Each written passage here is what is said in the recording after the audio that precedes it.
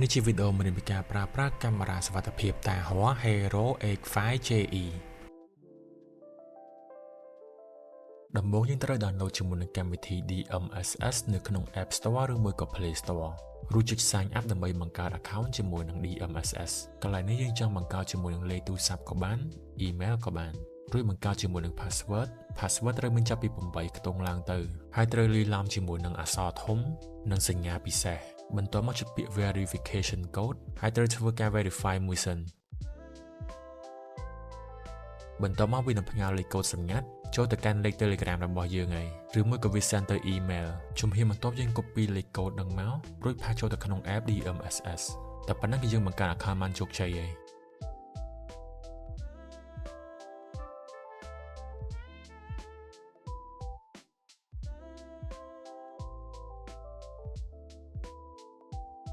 ជំហានដំបូងយើងដោះស្ទះរបស់កាមេរ៉ាសិនមកដើម្បីដាក់ memory របស់យើងចូលរួចយើងសោក memory ចូលទៅយើងត្រូវសោកកាប់ memory ចុះក្រោមរួចចង្កត់ចូល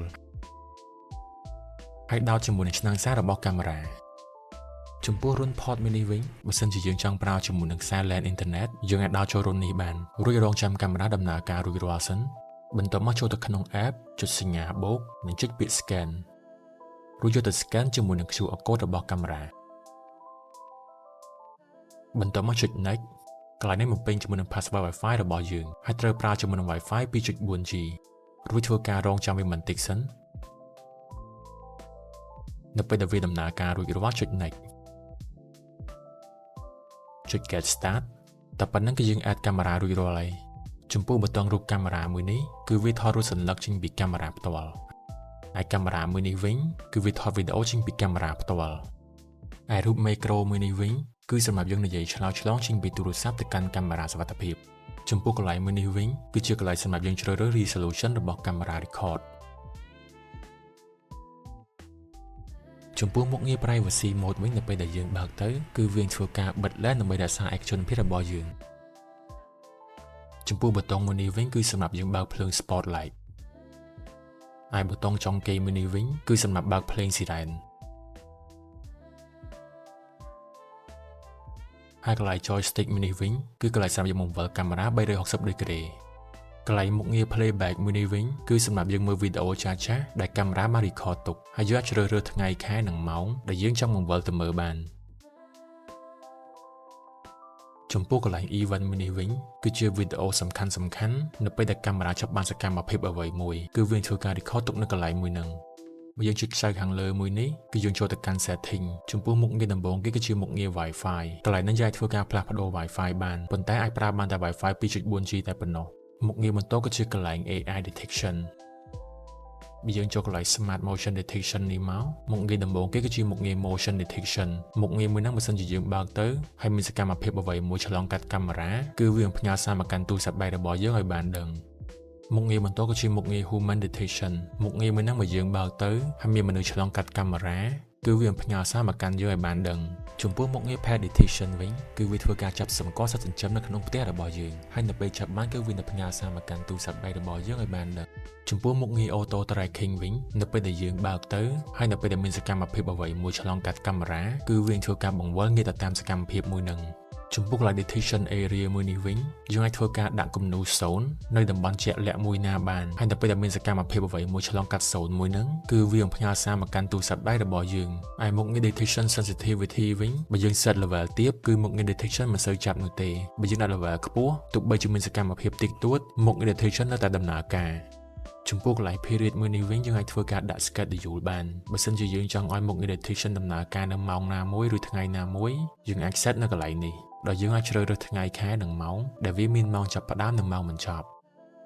នៅពេលដែលយើង set ហើយយើងចុច save មកគឺមុខងារ detection នឹងដំណើរការតាមកាលវិភាគហ្នឹងហើយចំពោះមុខងារ audio detection មួយនេះវិញបើសិនជាមានសំឡេងអ្វីមួយមិនប្រក្រក្តីដូចជាសំឡេងបែកកញ្ចក់ឬមួយក៏សំឡេងខ្លាំងនៅពេលដែលកាមេរ៉ាចាប់បានគឺវានឹងផ្ញើសារមកកាន់ទូរស័ព្ទដៃរបស់យើងឲ្យបានដឹងហើយយើងក៏អាច set ជាមួយនឹង sensitivity របស់វាបានផងដែរបើយើងដាក់ high តោះតែសំឡេងឮខ្លាំងទើបវាធ្វើការ detect បើយើងដាក់ medium ឬមួយក៏ low ទោះបីសំឡេងខ្សោយឬមួយក៏សំឡេងធម្មតាគឺវានឹងធ្វើការ detect ភ្លាម មុខងារបន្ទាប់គឺជាមុខងារ AI linkage មុខងារដំបូងគឺជាមុខងារ Siren មុខងារមួយនឹងនៅពេលដែលកាមេរ៉ាទៅ take បានអ្វីមួយគឺវានឹងបញ្ចេញសំឡេង Siren ភ្លាមៗមកហើយយើងធ្វើការសេរីកម្រិតសំឡេង Siren បានផងដែរ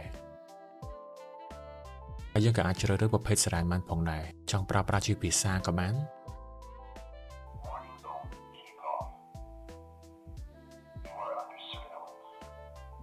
ឬមួយក៏សំឡេង Siren ក៏បាន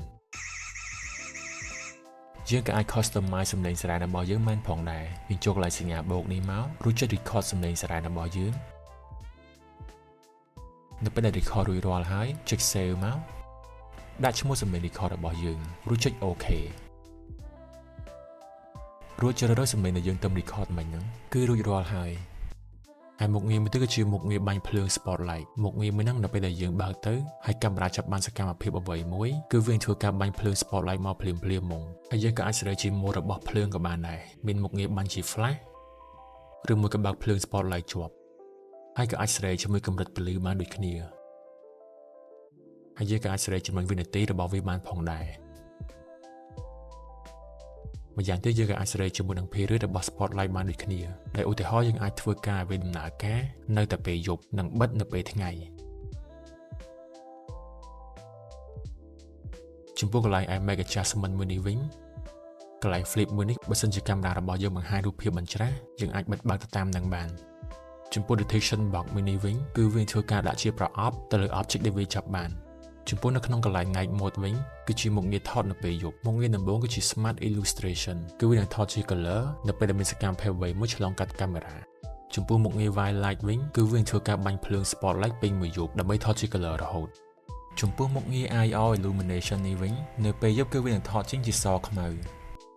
បើយើង close illustration វិញកាមេរ៉ាមិនប្រើប្រាស់មុខងារ night mode នោះទេគឺវាប្រើប្រាស់ភ្លើងមជ្ឈដ្ឋានខាងក្រៅដើម្បី record ចំពោះនៅកន្លែង recording មួយនេះវិញបើយើងប្រើមុខងារ full day recording គឺវានឹងធ្វើការ record ជាប់រហូតប៉ុន្តែយើងអាច set ជា schedule បានដែលយើងអាច set តាមថ្ងៃនិងម៉ោងចាប់ផ្ដើមនិងម៉ោងបញ្ចប់